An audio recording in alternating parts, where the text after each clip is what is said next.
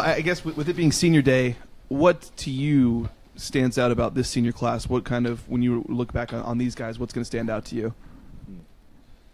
Yeah, there's a lot of things.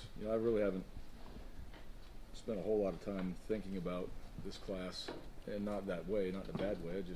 We have some other things to focus on right now. So I know it's senior day. I know that these guys, their opportunity to play on the blue, how important that is, their families, what these guys mean to the program. This is a group that when we transitioned here helped us win a championship that first year.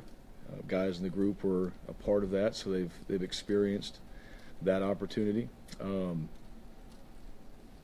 a group that's really bought in, from the coaching change and things that have gone on. It's been an important group to our success, in my opinion, and this year in particular. So, guys that have been there, they've done it, and they're obviously doing some good things for us right now. So, but we'll enjoy the day and obviously have a moment there, and then turn around and we got to get ready to play a game and try to win it, and then we'll at the end of the year. When you're done, your bowl game and all that is kind of when you really get a chance to, think about the seniors and for themselves too. Coach, you look back at that Colorado State game, and I guess you won't go too specific, but just in general, like how much did that game take out of you in terms of maybe some injuries and stuff like that? I mean, there was like a 3-play sequence there where you went from Leighton to Riley to Bruno DeRose at linebacker before you went back to Leighton. But I mean, it just seemed like that game it took everything. Yeah, I think this time of year you would probably – I think you could watch a lot of games and see maybe a sequence like that. Maybe not in that extreme, 3 linebackers and then back to your starter. But, guys everybody's, a little bit banged up this time of year. That's really kind of what, the season does to you. And you're playing a physical team like Colorado State. We played San Diego. We played a bunch of physical teams. That's the reality on our schedule. If you look at what our defenses had to face, and sometimes you get out there and you take a shot. You gotta come out for a minute. Guys are out there on the field. I think Colorado State had 96 plays maybe. They had a lot of plays. That's a lot of time your defense is on the field. And that's after a while. This is why we talked about this last year, how important it was to develop depth, something that we wanted intentionally to do a better job of. And so, Bruno comes in there, he's ready to play. Somebody else comes in, they're ready to play, and that's our job throughout the week to make sure that happens. And then that way in the game, everybody's going. Now Leighton's out, Riley's out. Here comes Bruno. Everybody thinks that we're in trouble, and we're not. Bruno was ready to go. He was ready to play, and if he'd have stayed out there and played, we felt confident that he would go out there and give us the very best he's got and do what he's supposed to do. And Leighton got back in there, and obviously him being in the game late made a huge impact and changed the game. And the turnover was, the game changer at the end of it. Going back and looking at that game, I mean, was it as crazy to go back and look at, or as remarkable in terms of the comeback and what you guys were able to do looking back at the film? And was there a moment that stood out to you, or when you went back and looked and that maybe, I don't know, you overlooked at the time during the game, or just one that you kind of see what was most impressive and what you guys were able to do? Yeah, I think probably the biggest momentum swing was in the second half, was Alexander's run for a touchdown. I think I didn't know it. One of you guys, Will, I think it was you. You said in the last or in 3 minutes of the second half there was a touchdown run, a turnover, and another touchdown. Was that what it was? Yeah, it was all like in 3 minutes. Yeah, I didn't really. You don't know that. You're not paying attention to the clock. You're just trying to chip away a little bit. So that was one that stood out to me.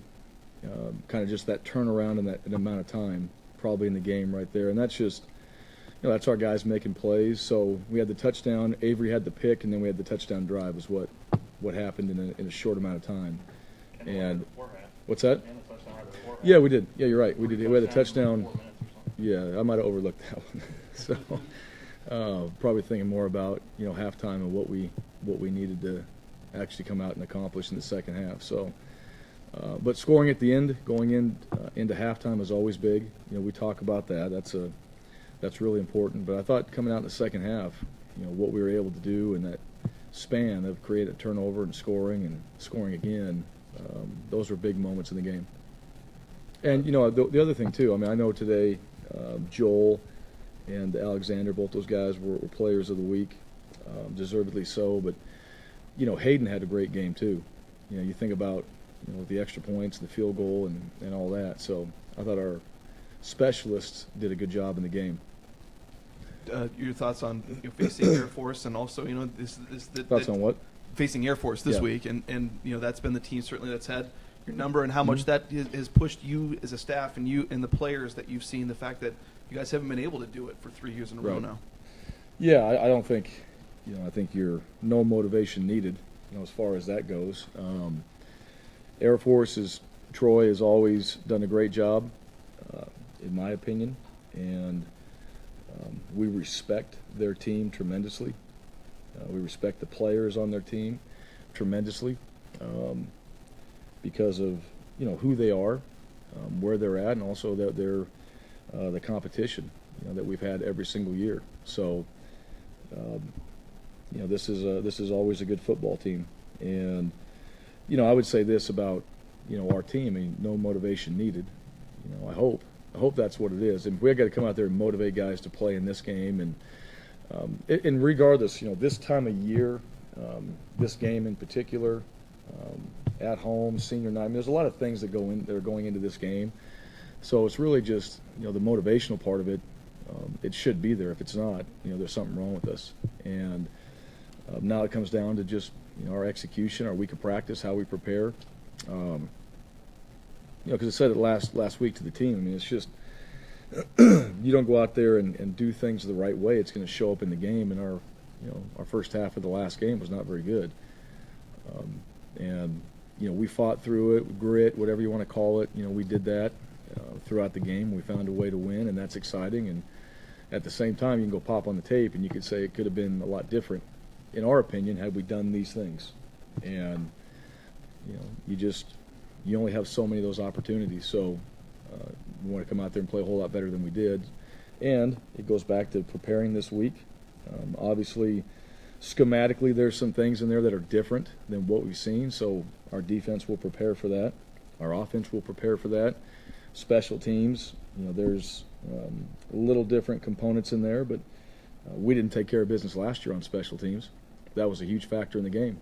So really, I hope our guys are focused. I hope our coaches are focused. I hope that they can get away from, what we've done and to listen to all that, about where we are and what we've done and all these things, and just focus on finishing. That's really all that matters. So I hope that's what happens this week. Hars, always it's kind of a mental, physical challenge when you play Air Force anyway, but you throw in playing till 1 a.m, getting home at 5 a.m, being physically kind of beat up. How difficult is this week from a preparation standpoint to get these guys turned around and ready physically, mentally to go? And do you have to dial it back a little bit this week because of what you dealt with Saturday night? Yeah. Well, naturally, regardless of the opponent, you're at a point now where you're pulling back a little bit. We did last week, just as far as some reps and a number of periods that we're practicing. Yeah, we didn't, our Sunday was different because we got back. I think I got home at 6:30 in the morning. That's just part of it. The travel, the overtime, late games, that's just what happens. And I thought our guys were great. We came in and watched film. We had dinner that night. We went through the special teams, O&D, and got a little bit ahead on the next opponent. Had dinner and let those guys. This time of year too, these guys have classes. They've got finals coming up. They've got tests. They've got papers. They've got a lot of things they got going on too. We had quite a few guys on Friday night. We go see a movie on an away game, and guys are staying back and doing papers and getting some things done. And that's also the reality of these guys. They're student athletes. So as far as how they handle it, I thought it's been great. They've all been in the training room. They seem like they're taking care of their business and doing what they need to do to prepare themselves for practice tomorrow and getting ready. So as long as they're doing that, that's probably the biggest thing to me. If their actions and what they're doing mentally, more importantly, they're prepared, then we can dial it back. If it's always physical, you can't really do that throughout the year. If to keep their attention has to be physical all the time, then you'll never have a very fresh team at this time of the year. So maturity, focus, leaders on the team, that's a big part of where we are right now. And we got to be able to dial back a few things, and they've got to be locked into it, because when you go play, you can't dial back. You got to play fast.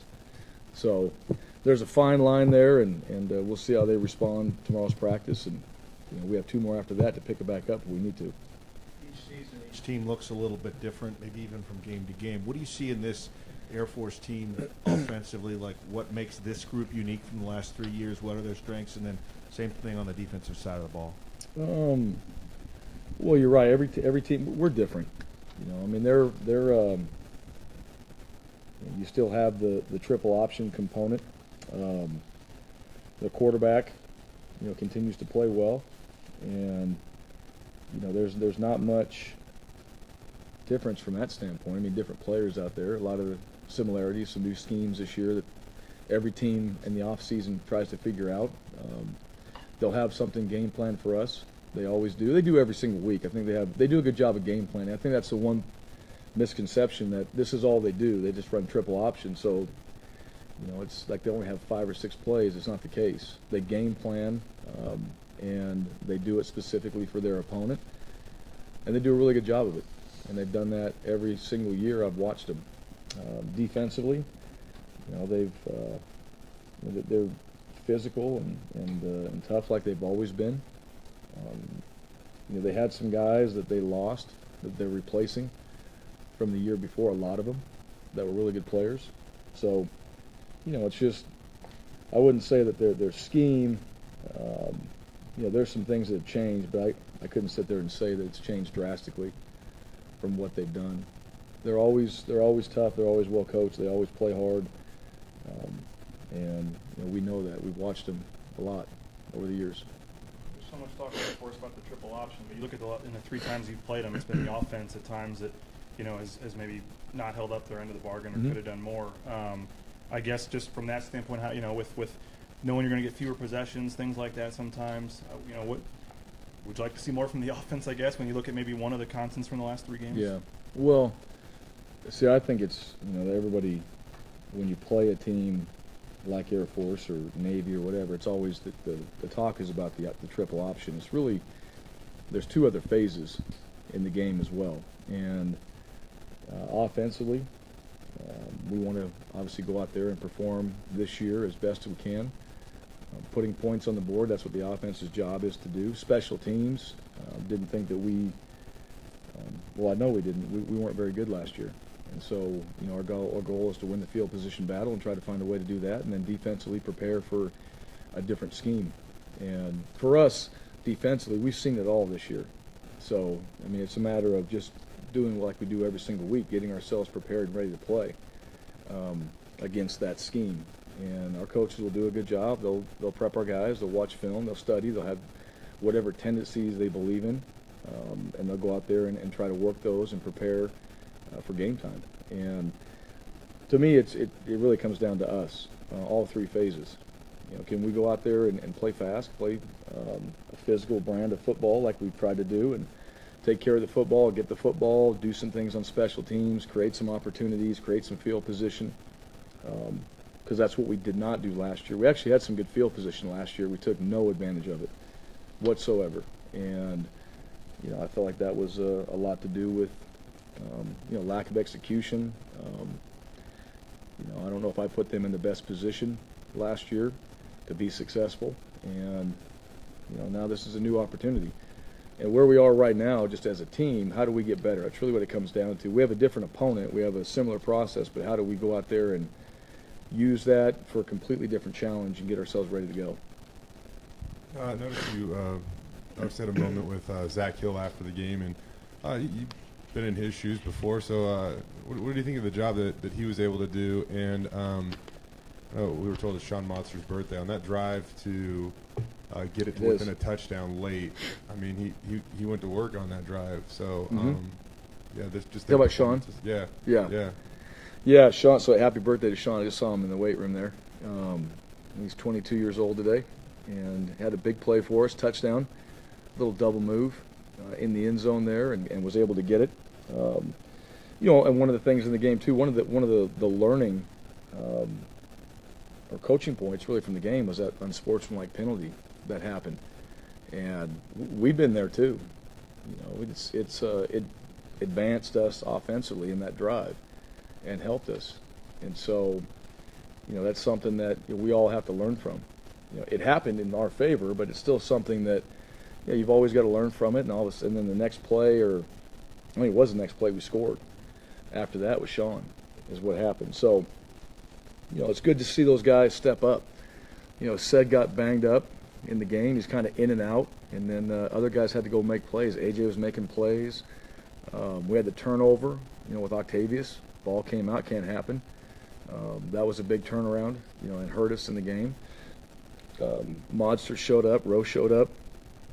Obviously, Alexander played really well, and Brett Montel continued to help us. And so, that was, and then as far as Zach, Coach Hill, and I think anybody, you're trying to, in a game like that. I don't know if I've been in a game like that calling plays here, but matter of fact, I haven't. Right? I mean, that goes back a ways, right? What's that? Was that in 07? We were close though. Yeah, we kept going back and forth, but yeah, we have to try to score. You got to score points. It was a Fiesta Bowl thing, too. It was a Fiesta Bowl one. Yeah, we had to come back in that one too. Yeah. Well, no, I mean I think the one thing he did a really good job of is our guys. I thought the players and probably more credit just to our guys on the sideline. Brett was really locked in. I didn't say anything to him. You just kind of look at him, and you could tell that he was zoned in on what needed to happen. I thought the O-line had a lot of energy, more than in a good way. They were feeling it in the game. Wide receivers, tight ends, the same way. Everybody was feeling it, and I thought Zach did a really good job of just continuing to attack. Because sometimes I think where you can make a mistake as a play caller is you don't get aggressive, and you've been aggressive to get there, then all of a sudden you get close, and then you don't stay aggressive. And he did. We were attacking, and even if it was a run play, but just what runs we were running. The one at the end there, we had a little deception on the run that Alexander scored with. Montel was in the game, so it's kind of a usage of personnel. Don't know if Montel is going to get it or not, and Alex gets it and scores. So that even a simple run had some flavor on it, and you never know what's going to happen. So I thought he did a really good job from that standpoint of just getting to those plays that we had practiced throughout the week that were aggressive, and we were able to score. It was, yeah. No, it did not end the way. Yeah, Tharp was the quarterback in that game, right? Yeah, it is.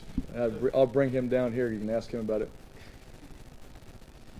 I was wondering how special senior night is for you, and if you find yourself reflecting a little bit more this week on the 14 guys you'll honor Saturday.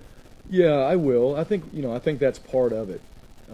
You can't avoid it as much as you're trying to stay focused, and that's okay. I mean, we sit in here in Monday's team meeting. You're going to be looking at some of these seniors that have been a part of this program and what they've done for us, and this opportunity to play on the blue and to finish out the season.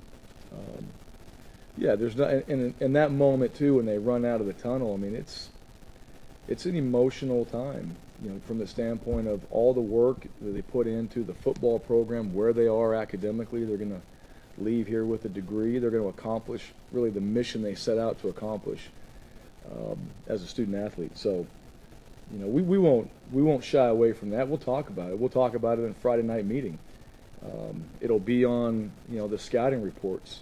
They'll have all their pictures on there too. I mean, it's one of those things that that's part of the deal, and their families will be there. So we're going to not shy away from it. At the same time, I know for the seniors, I know being a senior and talking to seniors, they're just focused on, they want to play well.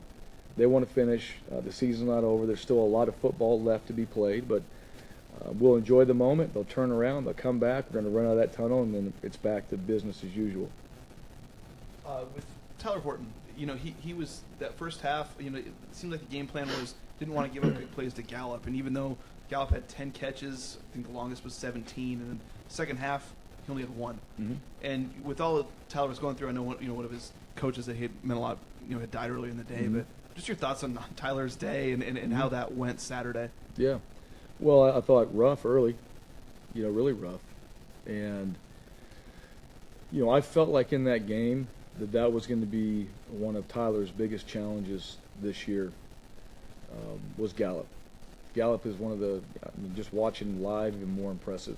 He's a guy that's definitely going to be playing on Sundays. He does a great job. They do a great job with him, too. Their timing and how they threw the ball and what they were able to accomplish with some one-on-one matchups. We were one-on-one, and that was how do we match up, and Gallup and what they were doing offensively obviously was working and was very effective. In the second half, I thought the D staff did a good job of making some adjustments. Don't just go out there and do the same thing over and over. They made some adjustments in the second half, and then we came out in the second half. We played better, and Tyler was one of those guys, where we needed to change the way we were playing, and we needed to play better, and he did, and it showed up. Like you said, he had 1 catch after that. A lot of it had to do with, I think, Tyler being playing better and playing aggressive. One of the ones that stood out to me was a 3rd and 3, and they threw a little quick screen outside. Well, they had gotten 6-7 yards, the previous 2 times they'd ran it. And Horton came up just like he does in practice. He came up, and he took on the receiver blocking him, drove him back into the play, and then drove the play right out of bounds in 0-yard gain. That was probably one that maybe, you guys asked earlier, where you underestimate the value of that play. That probably is one right there because – from an offensive standpoint, you're like, hey, I'm going to keep taking this because it was working, and he came up and fit it the right way, and it was 4th and 3 at that point. So, I thought, not just one. It's not one guy in particular, but you asked about him, and he had a massive challenge in the game. And defensively, if you go back really defensively, I know that that game would have changed if the turnover that Keikoa gets is not a penalty on Jabril. Leighton gets the interception, and he's in that position. Kala pulls down the interception and finishes. And really, from that standpoint, and defensively in tough games, it's a game of inches. And that whole thing could have changed. There could have been 14 points from the defense and 4 turnovers total. Potentially, 5 because we had the one at the end. Potentially, 5 altogether. Sed obviously was hurting from the opening kickoff in that game, and every time he hit the turf, it was kind of painful to watch him hit the turf, and right. And obviously it limited him a little bit in his range. How do you deal with a guy like that? Obviously he's so important to what you're doing, but he's kind of limited, and then obviously he comes back and makes the huge play on the onside kick, so it was important to have him out there. But right. Kind of how do you balance his health versus what he can actually do for you? Well, I think we're doing that with a lot of guys. Sed happens to stand out because he's the kick returner, wide receiver, the ball's going his way. But you got, a handful of guys right now that we're having to do that with. And, that's part of that toughness you have to play the game. One thing we could do is actually block the right guys for him on kickoff return, which we didn't do. So we could save him a few hits that way. We're not trying to get him blown up, but we tend not to go out there and just follow through on how we practice things. So that needs to change. But yeah, every time, it's one of the things, with a guy like Sed or anybody else that's out there playing, with some injury, being hurt, you got to manage that, and part of it is, they got to help you do that too. So sometimes he's got to be out, sometimes he can come back in, and you kind of leave it up to him. He's going to play when he can play. And there's no question about that. And so if he's out, he's out. If he's in, he's in. Now, this is another week for him to heal up as much as he can and get ready to go out there and play again, which he will. That's the one thing about Seth. He's competitive. He'll be on the field. He'll get out there and play. He'll practice. Every week. I don't know if he's going to practice. He practices, and he never. The one thing about Seth, some guys, you'll go put him in their jersey that says he's injured. Don't hit him, and some guys take total advantage of that, and they go out there and just kind of run around, and they make sure everybody knows that you can't touch him. And then there's some guys that are just like, hey, I get it. This is why you're doing it, but I'm practicing hard, and he's that guy.